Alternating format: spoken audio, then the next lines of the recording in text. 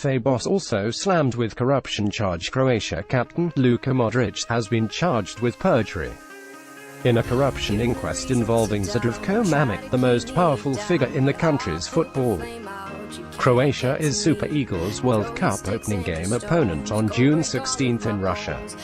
Mamic is considered the most powerful figure in football in Croatia, but now has been sentenced to 6.5 years in prison for corruption.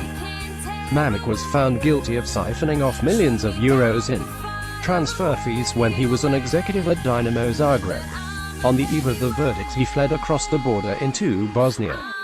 Among the ex-Dinamo players caught up in the trial is Modric, the Real Madrid midfielder suspected of having made false statements during the trial when he was questioned about his 2008 transfer to Tottenham Hotspur.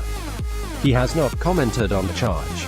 The case will not affect his role in the World Cup in Russia later this month.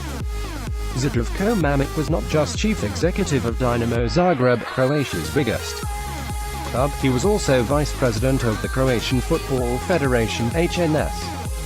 For years, fans at Dinamo alleged that he and his allies had used their club to make money for themselves by depriving the club of funds from lucrative transfers and evading taxes. Then in 2015 he and his brother Zoran, the Dinamo coach, were arrested. The scandal was brought onto the international stage when Croatian football supporters threw flares on the pitch at the Euro 2016 championships in France. Charged with diverting 116 meters Croatian kuna, €15.7 million, £14 million from the football club and evading another 12.2 meters. In tax, Mamic was later shot and wounded on a visit to his father's grave. The court in Osijek also handed down jail terms to his brother Zoran Mamic, a former club director Damir Banovic, and tax inspector Milan Perna. None of the accused were in court to hear the sentences, but they have all denied the charges and have the right to appeal.